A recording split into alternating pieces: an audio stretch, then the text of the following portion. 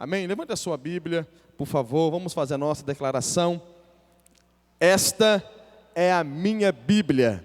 Eu sou o que ela diz que eu sou, eu tenho o que ela diz que eu tenho, e eu posso fazer o que ela diz que eu posso fazer. Hoje eu serei tocado pela palavra de Deus. Eu audaciosamente confesso que a minha mente está alerta, meu coração está receptivo. Eu estou pronto para receber a incorruptível, a indestrutível, sempre viva semente da palavra de Deus. Eu nunca mais serei o mesmo, nunca, nunca, nunca, no nome de Jesus. Amém. Se assenta aí, por favor. Abra sua Bíblia, primeiro livro de Samuel. 1 Samuel, capítulo de número 4, versículo de número 10.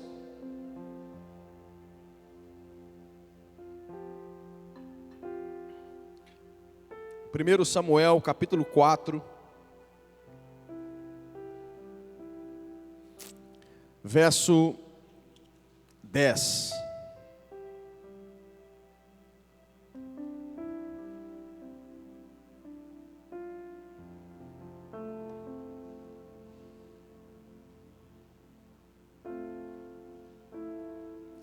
A palavra vai ser bem breve, irmãos.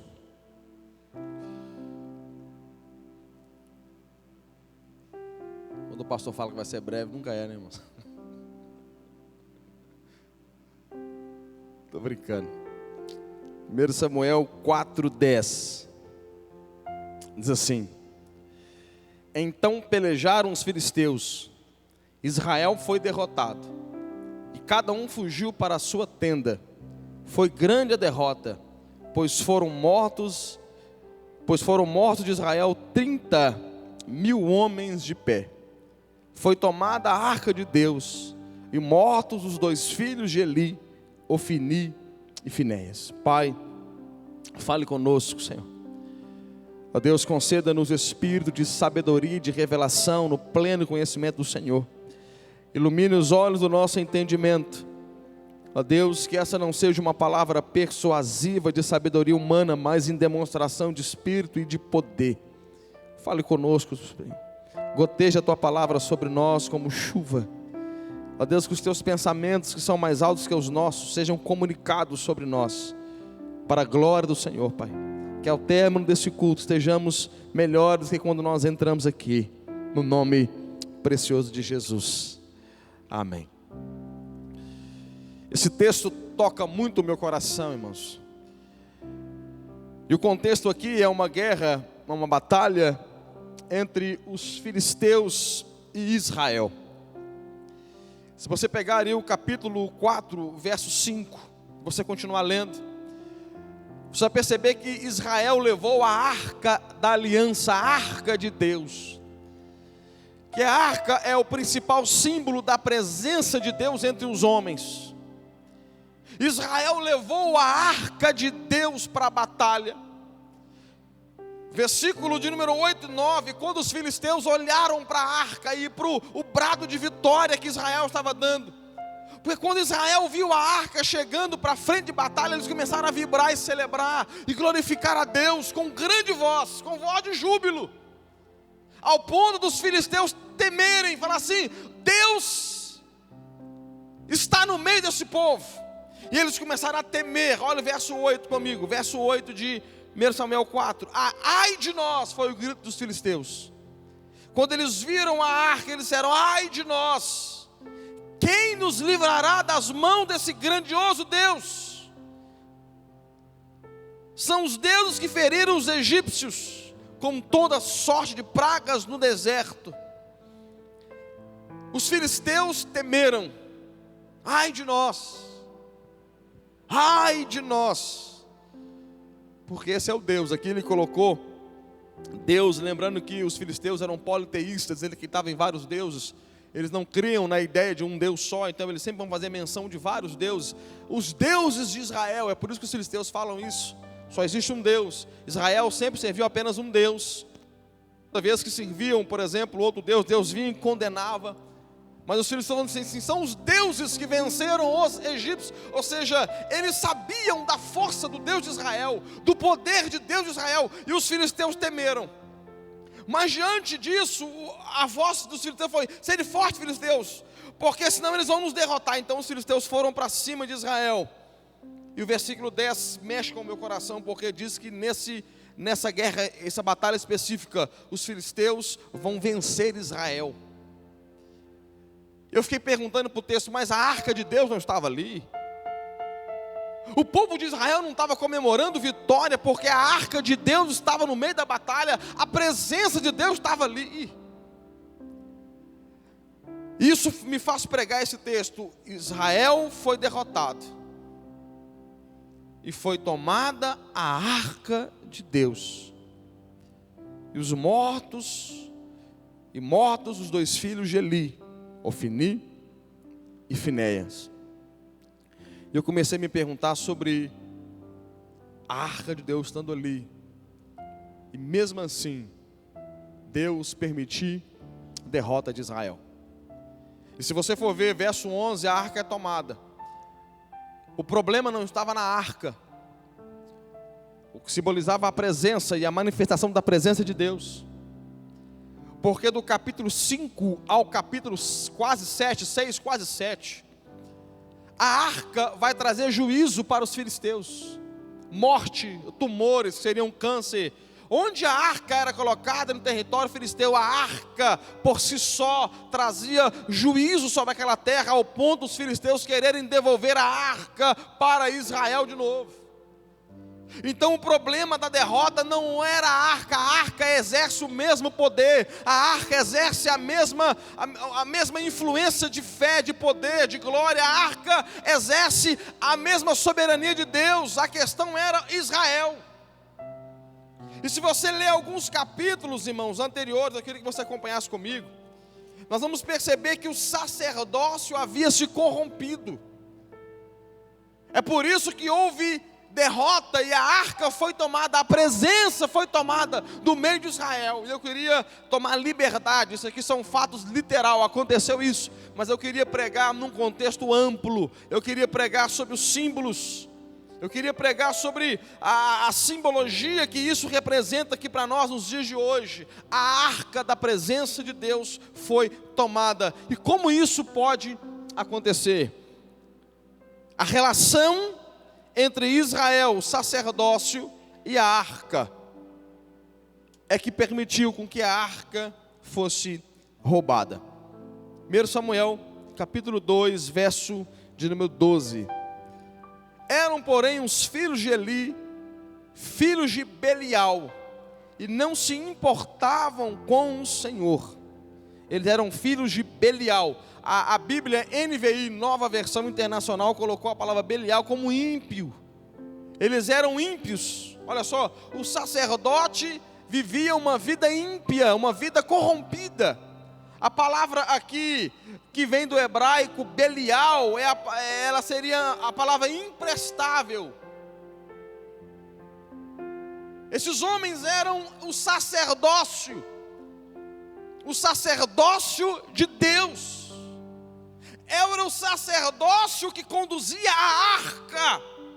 Eles que levavam a arca para o meio do povo, eles que tinham a autorização de Deus para manifestar a presença de Deus no meio do povo. Mas a Bíblia diz que eles eram filhos ímpios. Filhos ímpios. Tinha nome de povo de Deus, tinha nome de sacerdócio, tinha nome daqueles que carregavam a presença de Deus, mas o coração era um coração ímpio. Vivia como qualquer pessoa que não tem Deus, carregavam o nome de Deus, mas a sua vida dizia uma outra coisa. Eles diziam uma coisa nas palavras, mas viviam uma outra coisa na prática. E quando nós olhamos para a nova aliança, todo crente nascido de novo é um sacerdote. Eu posso ouvir um amém por isso? Todo cristão nascido de novo, todo cristão, ele é um sacerdote. Pedro ensina isso. Vós sois sacerdócio real.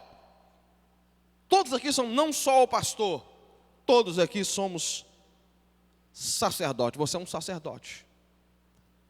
Você é o responsável em transmitir, em carregar, em levar a presença de Deus para um ambiente que você estiver.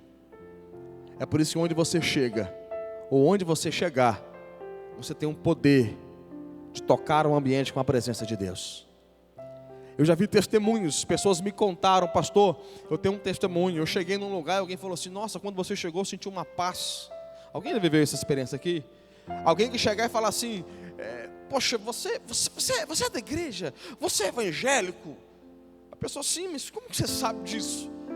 Quando você chegou eu senti algo diferente, parece que, eu não sei explicar, mas... porque você é o sacerdote, você é ministro de Deus, você tem o poder de carregar a arca, a presença, de manifestar essa presença no ambiente que você está inserido. Amém? Agora aqui, Finéias, o coração era um coração ímpio. E quando eu comecei a perguntar para Deus e para o texto aqui: Deus, por que aqueles homens, por que Israel perdeu a arca? Consequentemente a guerra, por que eles perderam a arca? A primeira coisa que o texto mostra para nós é que aqueles homens viviam uma vida ímpia. Eles pararam de sentir e manifestar a presença, porque o coração tinha tornado um coração ímpio. Irmãos, se temos uma coisa que nós precisamos atentar para esse tempo. E olha o tempo, volta aqui, eu vou continuar com o versículo 12. Mas olha aqui, o capítulo de número 3. Para você ver os dias que aqueles homens estavam vivendo, os sacerdotes que viviam esses dias, esse tempo. Olha aqui que aquele coração ímpio, o sacerdócio ímpio havia gerado. 1 Samuel 3, verso 1. O jovem Samuel servia ao Senhor perante Eli. Naqueles dias, a palavra do Senhor era muito rara, e as visões não eram frequentes. Dias de um coração ímpio, de um sacerdócio ímpio, onde as visões eram raras, e as palavras não eram muito frequentes. A palavra de Deus não se manifestava, a glória de Deus não se manifestava mais em Israel. A presença manifesta de Deus já não tocava mais as pessoas. Pessoas com dificuldade de sentir e manifestar a glória de Deus. E por que isso aconteceu? O sacerdócio havia se tornado um sacerdócio ímpio.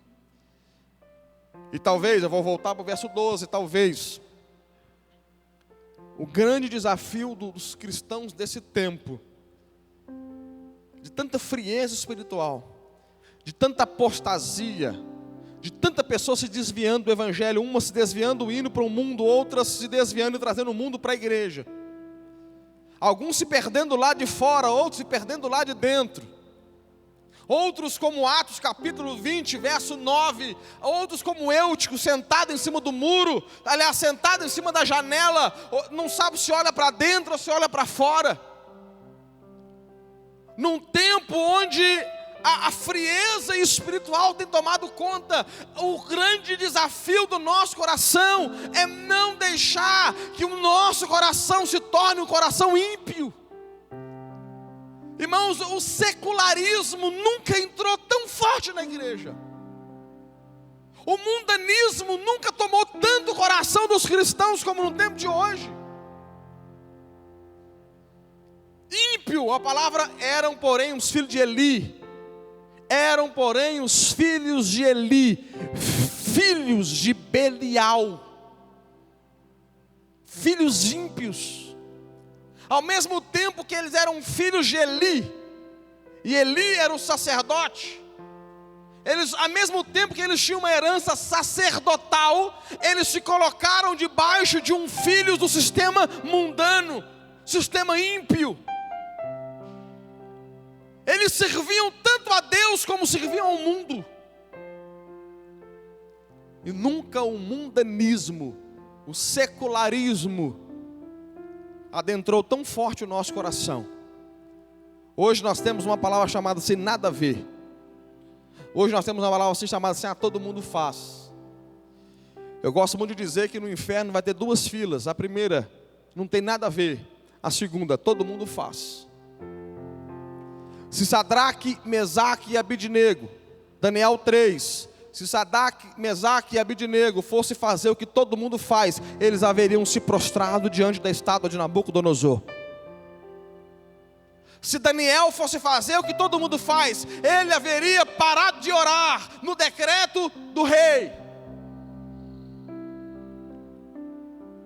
É chegado um tempo de homens que não perderão a arca de Deus, de homens que não perderão a presença de Deus, homens que não negociarão a presença e a arca de Deus, são homens que não permitirão que a impiedade tome o seu coração, que o mundanismo tome o seu cristianismo.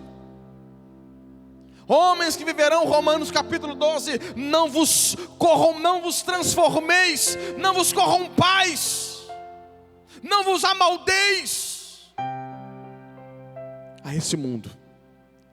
Não tome molde, não tome a forma do mundo. O mundo quer que a gente tome a forma dele. O sistema do mundo quer corromper a gente. O estudo teológico, ele é uma bênção, mas ele é uma linha muito tênue. Nós temos um estudo teológico que diz assim, pastor, nada é secular, tudo é sagrado. Mas é uma linha tênue. Pastor, nada é secular, pastor, tudo é sagrado. Sim, o seu trabalho ele não é secular, o seu trabalho é sagrado, foi Deus que deu.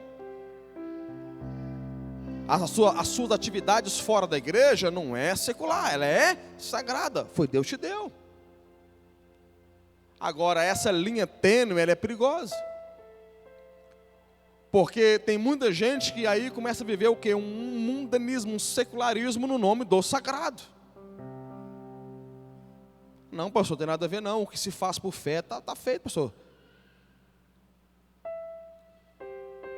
Mundanismo.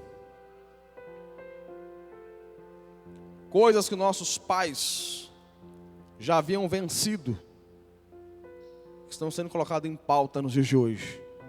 Pode fazer isso, pastor? Pode fazer isso? Eu falei isso aqui há uns domingos atrás, deixa eu repetir isso, porque faz parte do nosso tema aqui. Toda vez que você for fazer uma coisa, qualquer coisa, pergunte para a Bíblia, pergunte para Deus 4 perguntas. A primeira, isso convém? Isso convém fazer? Isso edifica? Edifica? Isso escraviza ou pode escravizar? Escandaliza ou pode escandalizar? Essa é a teologia de Paulo. 4 perguntas. Ao convém? Se edifica? Se escraviza? Ou se pode escravizar? Ou se escandaliza ou pode escandalizar? Porque se a gente não fizer essas perguntas para Deus, mediante a palavra de Deus, nós vamos correr um risco de viver um evangelho mundano. Um evangelho do não tem nada a ver, pastor. Ah, pastor, mas a minha mente não me julgou. Então, se alguém quiser viver em adultério, a mente corrompida, a mente cauterizada, não o julgar, então ele pode viver no adultério. Então, se um jovem que namora quiser deitar-se com a sua namorada, se a mente não acusar, então ele pode deitar com a namorada, porque afinal de contas quem julga ele é a mente, não é mais a palavra de Deus. Será que alguém que fala assim, pastor, eu posso me embriagar, eu posso beber, e a bebida não julga a minha cabeça, então a cabeça dele agora que é o guia, é a consciência que é o guia, não mais a palavra de Deus?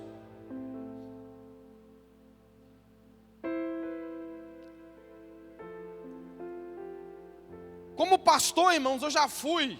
E eu não estou falando o nome de ninguém aqui, não estou ferindo ética nenhuma, ninguém vai saber nunca a quem eu estou me dizendo, mas eu já fui em diversos casamentos de crente, diversos, como pastor, que eu fiz casamento, outros que eu simplesmente fui chamado para estar, diversos, que eu chegava no casamento, e a sensação que eu tinha no meu espírito, era apenas uma: Deus, aonde foi que eu errei como pastor? O que eu estou fazendo como pastor?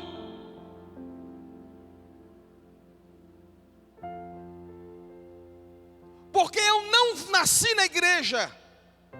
Queria muito ter nascido na igreja, queria muito ter sido como alguns irmãos aqui, que a mãe pegou o filho, levou para o altar e apresentou o Senhor quando bebê. Eu queria muito ter tido essa experiência, não tive.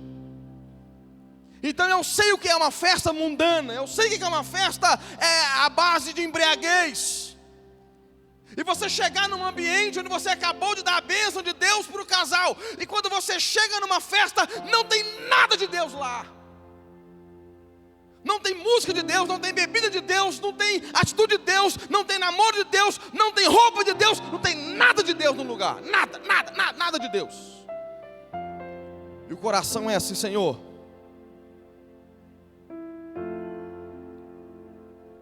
o que a gente está errando, Senhor? O que a gente está errando? Onde a gente está errando? Eles perderam uma arca.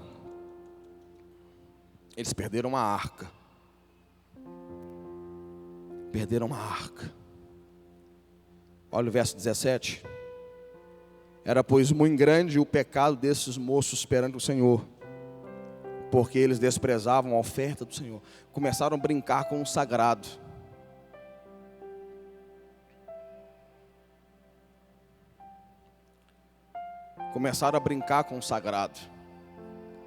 Primeira coisa, coração ímpio. Os filhos de Eli e Finés foi para o próximo passo. Eles começaram a brincar com as ofertas, o sacrifício, desprezar o sagrado. E quando eu falo isso, irmãos, meu corpo arrepia. E talvez seja o mal da igreja. A gente acostumou demais com o sagrado. A gente acostumou demais com as coisas de Deus. A gente converte, entenda bem, eu não vou falar mal disso porque não tem texto na Bíblia que fala mal, só para você entender onde eu quero chegar. A gente converte, a gente chega na igreja, eu já vi senhores fazer isso, a gente chega na igreja, a gente vai entrar na igreja, a pessoa tira o chapéu para entrar na igreja. Entenda, estou falando de uma cultura, não estou dizendo que chapéu é pecado, entenda bem, por favor. A pessoa vai pôr o pé na igreja, ela tira o chapéu. Ela vai citar a Bíblia, ela tira o boné para falar o texto da Bíblia. Ela fala assim, a santa palavra, e ela tira para falar o nome de Deus, ela põe o boné de novo. Assim como um sacerdócio na antiga aliança, ele tomava banho para escrever a palavra de Deus, e não escrevia completo, escrevia faltando uma letra, com medo de estar usando o nome de Deus em vão. O livro que nós lemos, Mateus, nós sabemos que Mateus, Marcos e Lucas, Mateus escreve para os judeus. É por isso que Mateus não usa a expressão reino de Deus, ele usa a expressão reino dos céus, porque Mateus tinha medo de usar o nome de Deus em vão. Mas o que acontece? Nós convertemos, adentramos a igreja. Eu me lembro da minha primeira santa ceia na igreja, eu me lembro muito bem. Quando eu peguei o cálice, eu tinha medo de morrer ali dentro, irmãos. Novo convertido. O medo que, meu Deus, acho que se eu morrer aqui, Senhor, é um temor. Que a falta é prejudicial.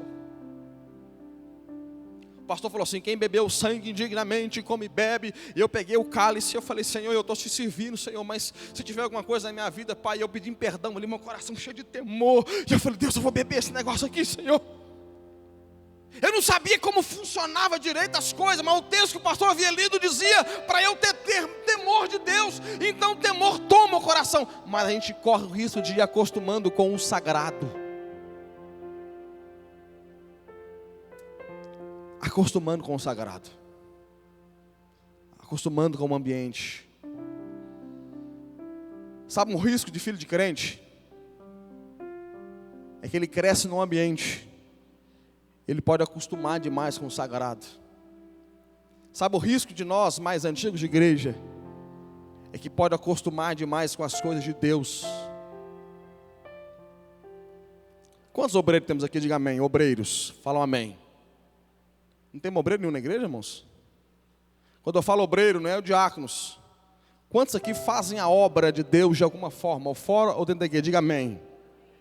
Fazem, ou canta, ou prega, ou ensina, ou você já ensinou, ou kids, ou... Quantos aqui digam amém? Quando você começou a fazer essas coisas, havia mais temor antes que você tem agora? Você que canta, a primeira vez que você cantou em cima de um altar, havia mais temor antes do que agora? Eu me lembro a primeira vez, irmão, eu tive uma experiência, a primeira vez que eu fui ministrar na Lagoinha. Era um curso para liderança de célula. Devia ter 80 pessoas na minha sala, na minha classe. Pensa num cara com medo, irmãos. Não só medo do temor de Deus, mas o medo assim, eu não sou capaz de fazer. Tinha médico sentado, advogado e tal. E eu apenas um jovem, 20 e poucos anos, falei, Deus, o que eu tenho para falar para esse povo? O que eu tenho para falar para esse povo? Povo estudado, povo de 2, 3 faculdades. O que eu tenho para falar para esse povo? Aquele temor, Senhor, me ensina, me inspira, me ajuda. E aquele temor, aquela coisa, e Deus fluiu. O fogo caiu na classe, e um negócio tremendo. Foi assim, algo extraordinário. Passaram-se alguns anos. Eu dando a mesma lição, de 6 em 6 meses, eram 2 classes por ano. Eu dando a mesma lição, passaram-se alguns anos. Eu fui orar, falei, Deus, eu estou percebendo que eu não estou vendo mais aquela unção, aquela glória, aquele fogo tocando as pessoas. E eu senti como uma impressão no meu espírito, irmãos, algo assim, uma impressão no meu espírito, algo assim. Como diz Paulo em Romanos 8, uma voz interior, um testemunho interior falando comigo, dizendo assim, faz, agora você sabe fazer. Agora você sabe fazer. Agora você sabe fazer, agora você já decorou os slides. Eu apertava a canetinha, naquele tempo tinha caneta, os irmãos lembram a canetinha do slide? Aí você apertava a canetinha, eu sem olhar, eu já tinha memorizado o próximo slide. Faz, agora você sabe fazer. Então eu ia ministrar aula, eu não orava mais. Eu não pedia mais o auxílio de Deus. Eu não tinha mais medo da classe, porque eu havia aprendido como lidar com a classe. E Deus falou para mim, vai lá e faz. Eu descobri que eu havia me acostumado demais com o ambiente do sagrado. Eu falei, Deus me perdoa, porque a gente está mais na técnica do que na unção.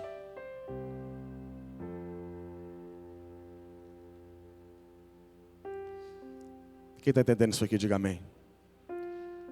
Verso 22. Eram, porém, Eli já muito velho, e eu ouvia tudo quanto seus filhos faziam, e todo Israel, e de como se deitavam com as mulheres que serviam à porta da tenda da congregação. O que esses meninos faziam, gente? Eles deitavam com as mulheres que serviam à porta da tenda da congregação. Pecado sexual, a imoralidade sexual havia adentrado e corrompido o sacerdócio. Disse o verso 23, e disse-lhes, por que fazeis tais coisas? Pois de todo este povo ouço constantemente falar o vosso mau procedimento, olha aqui, mau testemunho perante os de fora. Verso 24, não, filhos meus, porque não é boa fama esta que ouço, estais fazendo transgredir o meu povo. Má fama, mau testemunho, que está fazendo transgredir o povo. a santidade de Deus inspira outras pessoas para a santidade de Deus. Agora, o pecado inspira outras pessoas ao pecado.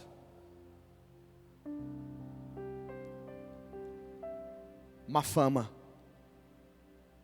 A pior coisa que tem é um sacerdócio com má fama. A pior coisa que tem é uma igreja com má fama.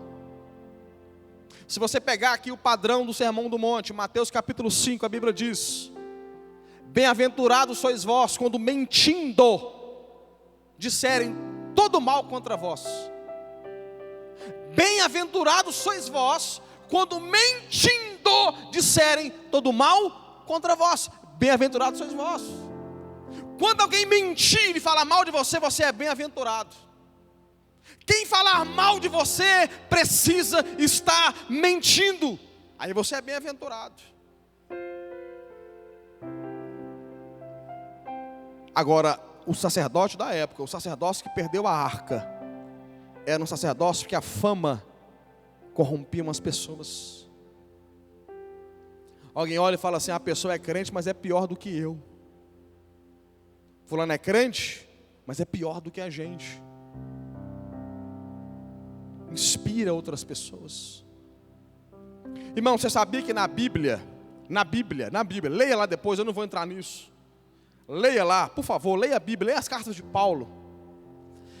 Você vai descobrir que um falso crente é mais perigoso do que um ímpio, totalmente ímpio. Leia lá, leia lá. O falso crente, você ser amigo do falso crente, ser amigo do crente que vive como ímpio, é mais perigoso do que ter um amigo totalmente ímpio. A Bíblia que diz isso.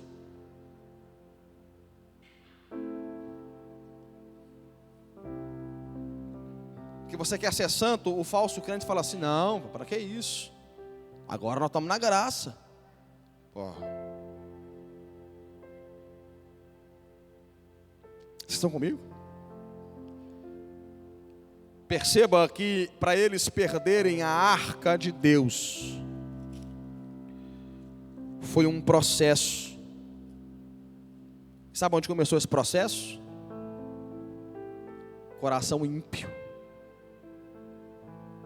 O mundanismo é a porta que Satanás precisa para entrar na vida de um crente e corromper os demais valores do crente.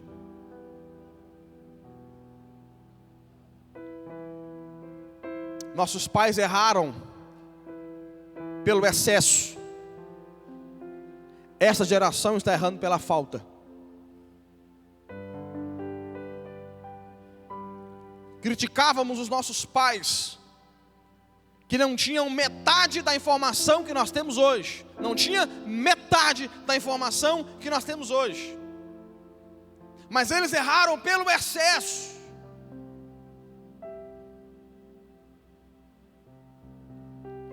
Porque quando nossos pais erraram pelo excesso, por exemplo, você não pode ver televisão. Vocês estão comigo? Excesso. Você não pode ver televisão. Mas a intenção do excesso era proteger os irmãos do mundanismo que a televisão fazia entrar na casa dos irmãos. E qual que é o excesso hoje? Qual é o excesso hoje?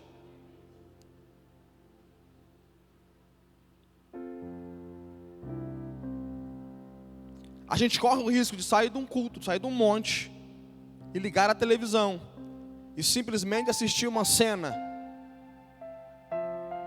que eu não posso nem falar porque tem crianças na sala.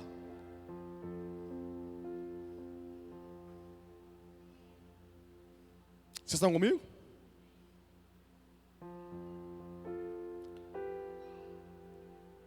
O mundanismo talvez seja essa grande porta. Eu queria terminar. Vem comigo, Mateus. 1 Samuel, capítulo 4, verso 19. Porque Ofni e Finéias, eles morreram, perderam a arca. Olha o verso 19. Aqui no verso 18, quem morreu foi Eli. Agora olha aqui, ó. Estando a sua nora, a mulher de Finéias. Mulher de quem, irmãos? Quem é o Finéias? Quem é o Finéias? Filho de Eli, sacerdote corrompido, que morreu e perdeu a arca de Deus. Ou primeiro perdeu a arca e depois morreu. Porque esse é o processo. Primeiro a pessoa perde a presença de Deus, depois ela perde a vida em Deus.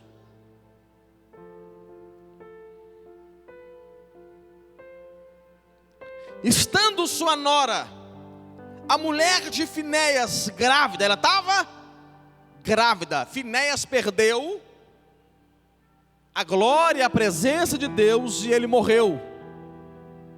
Mas ele deixou uma mulher grávida. Ele deixou uma geração. E próximo ao parto, ouvindo essas novas, que novas? Finéias, o irmão de Finéias e meu sogro morreu. De que a arca de Deus fora tomada e de que seu sogro e seu marido morreram, encurvou-se e deu à luz, porquanto as dores lhe sobrevieram. Quando a mulher ouviu a notícia que a glória de Deus havia passado, e que o sacerdócio havia passado, e que Deus trouxe juízo sobre a terra, ela deu à luz àquele momento. Verso 21. Mas chamou ao menino Icabod, ou Icabode, dizendo: foi-se a glória de Deus.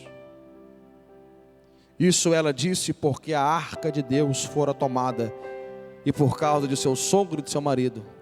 E falou mais: foi-se a glória de Israel, pois foi tomada a arca de Deus. Uma geração. Dar à luz na Bíblia significa levantar uma nova geração. Uma geração filha de Finéias. Qual o nome dessa geração? Foi-se a glória de Deus. Foi-se a glória de Deus. Escuta isso aqui. A sua, e se você puder anotar, você anota isso aqui. A sua atitude em relação à arca e à presença de Deus vai determinar o nome da próxima geração, ou quem você está gerando em Deus. A sua vida espiritual,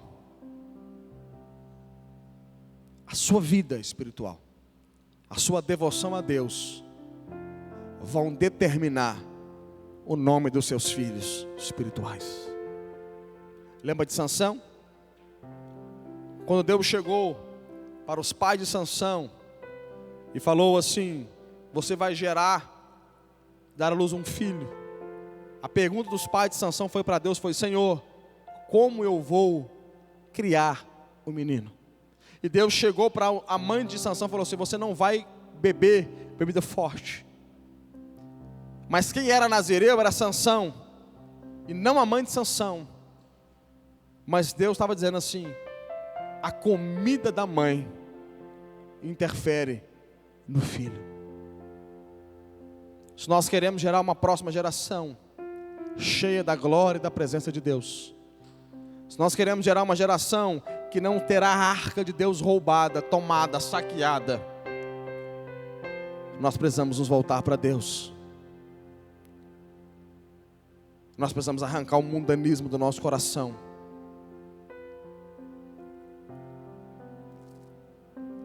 O nome da criança é Icabod. Icabod. Icabod. Cadê a glória de Deus? Icabod. Cadê a presença de Deus? e acabou. Lembra do tempo dos exageros que eu acabei de dizer? Alguém podia falar assim: pastor, o povo era exagerado demais, pastor. Mas quando eles colocavam o pé, quem é desse tempo sabe o que eu estou dizendo. Quando eles colocavam o pé na igreja, a glória de Deus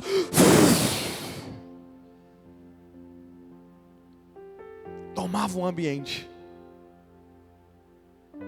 Pastores não sabiam nem pregar direito, entenda? Quando eu dizer pregar direito, eu falo nas bases que a teologia exige da oratória, do sermão. Eles não sabiam o que era exegese, o que era hermenêutica, nunca tinha tido um dicionário de grego, de hebraico.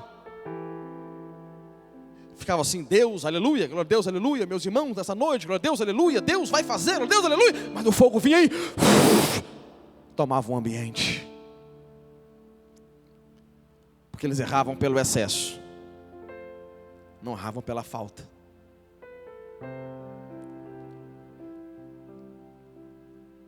Erravam pelo excesso. E quem já experimentou a presença de Deus de verdade, a maior angústia é um culto morno, é um culto frio. É você ir para o seu quarto orar e você não sentir Deus. É você orar, parece que o chão está de ferro, o teto está de bronze. E alguém fala assim: o que está acontecendo? Alguém responde: nasceu um filho, levantou uma nova geração. Qual o nome dela? Aí acabou. Foi-se a glória de Deus. O Brasil passou por um grande avivamento. Passou por um grande avivamento.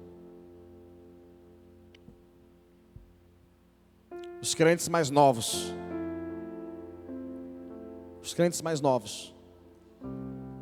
ainda não experimentaram um avivamento no Brasil de verdade. Ainda não. Estamos esperando que chegue.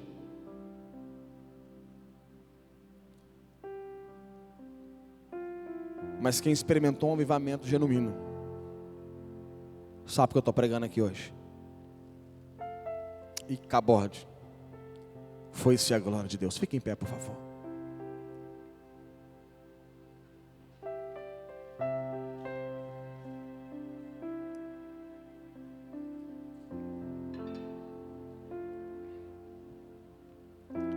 Sabe qual é o meu maior medo nessa pandemia? O meu maior medo, falo de verdade,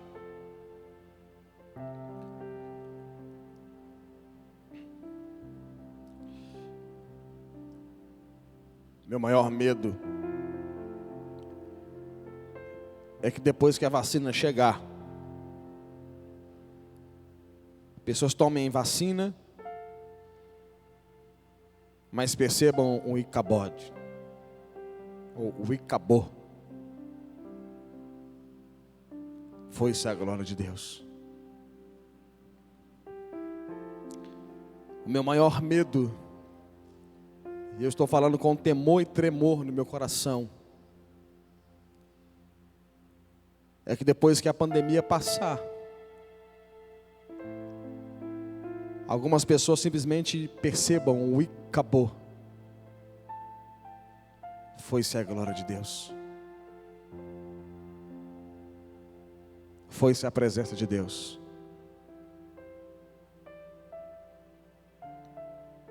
Apocalipse 3:11.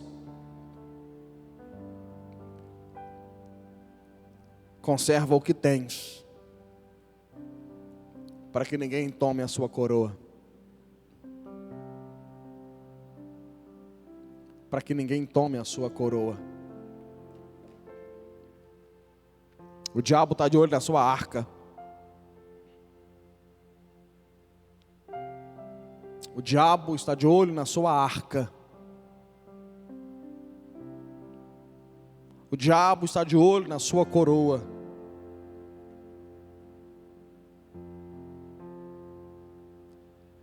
O diabo quer roubar aquilo que você tem de mais valor. Ele quer tomar a sua coroa. Conserva o que tens. Guarda o que tens.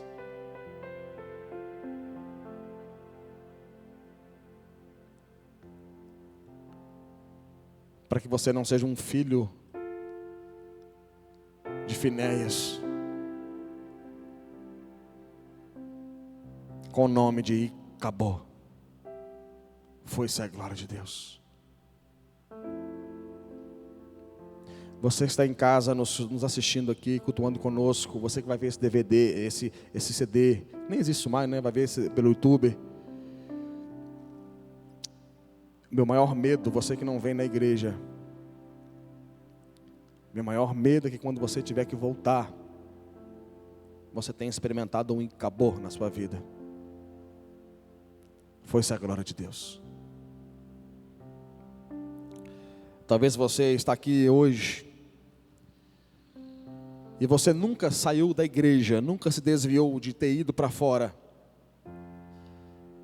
Mas quando você olha para a sua vida, a única coisa que você pode dizer é acabou. Foi-se a glória de Deus. Tudo que você pode fazer é viver de passado. Falar, eu fazia, eu pregava, eu cantava, eu dançava, eu servia, eu fazia, eu tinha, eu era. Pessoas olham para você e falam, não, mas fulano é uma bênção, mas só baseado no que você já fez um dia. Pastor, eu orei, Deus curou. Sempre o verbo conjugado no passado. E acabou. Foi-se a glória de Deus. Mas quando passou o sacerdote de Finéias, Deus levantou um novo sacerdócio. O nome dele é Samuel. E eu creio, irmãos, eu creio que Deus está matando alguns Ofni e Finéias, permitindo que a arca seja roubada. Mas Deus também está levantando uma geração de Samuéis. Agora a questão é, quem você quer ser?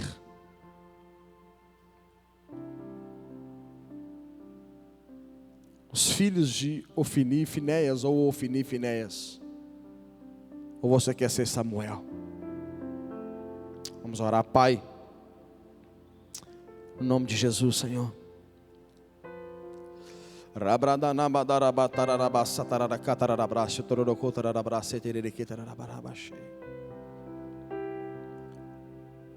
Senhor, traz de novo, Senhor. Faz de novo, Senhor, faz de novo, faz de novo. Faz de novo, Senhor, faz de novo, faz de novo. Aqueça o nosso coração de novo, Senhor.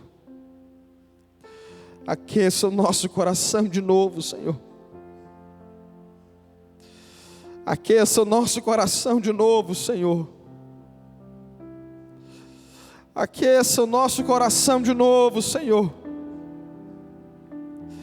Aqueça o nosso coração de novo, Senhor.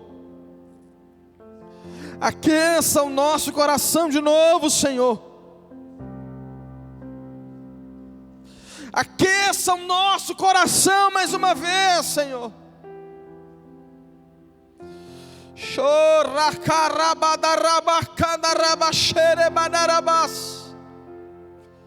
Faz de novo, Senhor. Faz de novo, Senhor. Faz de novo, Senhor.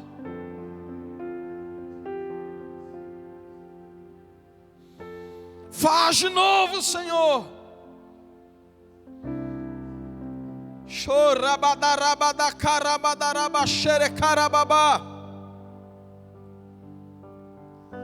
Faz de novo, Senhor.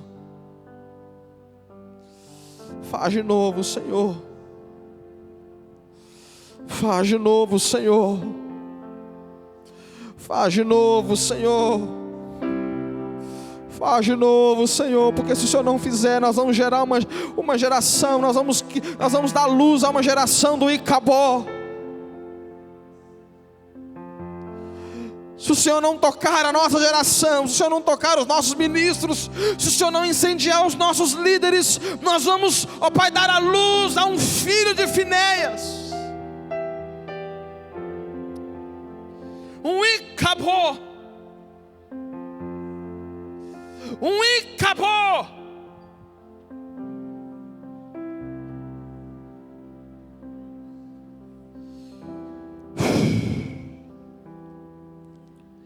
Eu queria que você orasse. Eu queria que você fizesse como Jacó, que você lutasse pela presença de Deus. Aqui tem pessoas que há muito tempo você não ora em outras línguas. Aqui tem pessoas que há muito tempo você não sente a presença de Deus tomando o seu corpo, a sua alma, o seu espírito. Deus quer renovar você. A misericórdia de Deus nos alcança essa manhã e Deus quer trazer um renovo profético sobre a sua vida.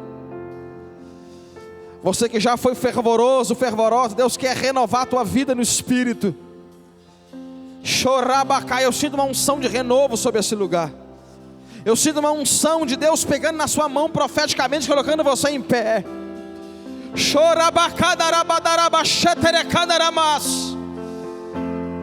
Eu sinto uma unção de Deus trazendo uma arca de volta para a tua vida. Show! Faz de novo, Senhor. Faz de novo, Senhor. Faz de novo, Senhor. Faz de novo, Senhor. Faz de novo.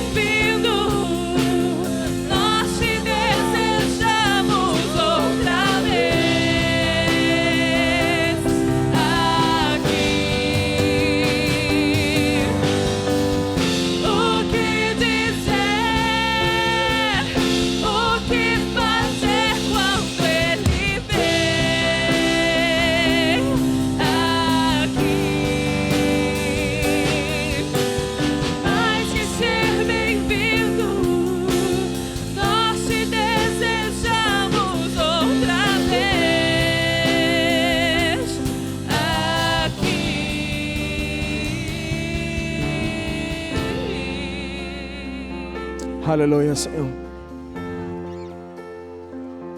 Aleluia. Vamos fazer a última oração. Feche os seus olhos. Nós vamos nos identificar uns com os outros. Ora assim comigo. Senhor Jesus, eu que havia me desviado. Mas ora, eu que havia me desviado. Eu que havia perdido a arca. Eu que havia perdido a presença, arrependido eu volto, na certeza que o Senhor me recebe de volta, assim como o Senhor recebeu o filho pródigo. Eu não vou nem fazer a oração de pessoa receber Jesus como Salvador, porque aqui hoje tem pessoas que se desviaram. Que você se afastou do Evangelho, se afastou da casa de Deus. O meu papel é trazer a palavra ao teu ouvido. Do teu ouvido ao teu coração é só o Espírito Santo. Mas eu queria convidar você, eu queria orar por você que quer voltar para Jesus. Que você vai marcar esse dia como o dia da sua volta aos caminhos do Senhor. E para eu orar por você, eu quero que você levante bem alto uma das suas mãos. Pastor, eu vou voltar para Jesus hoje. Você em casa, você que estiver aqui, eu quero orar por você. Temos alguém? Tem. Eu quero orar por você, só se você me der permissão para isso. Do seu ouvido para o teu coração, só o Espírito Santo pode fazer. Temos alguém aqui. Temos aqui uma pessoa. Cadê a segunda pessoa?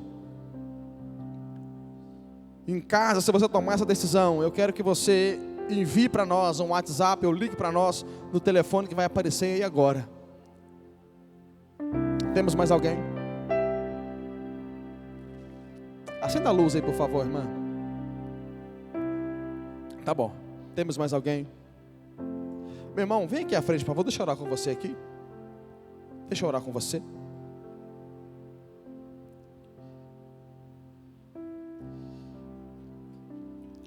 Se você não levantou a sua mão, mas você sabe que o seu lugar não é aí, o seu lugar é aqui. Eu quero orar com você aqui no altar. Eu quero orar por você. Pai, em nome de Jesus. Está aqui o teu filho, Senhor, que está voltando, Pai. Que está voltando para os teus braços.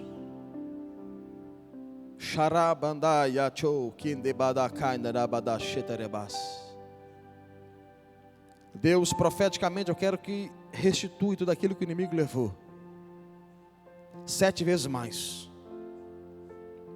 Que o Senhor traga de volta a arca, a presença, a comunhão, a glória, a santidade, o temor, a alegria da salvação. Tome o corpo, a alma e o espírito, e que Ele proteja a arca com a vida. Em nome de Jesus, Senhor. Em nome de Jesus.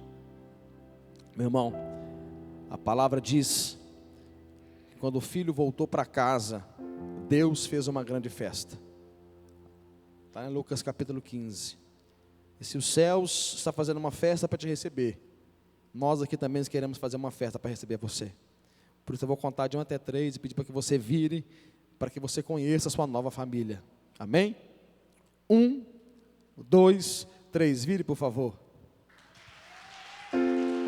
Bem-vindo à família de Deus.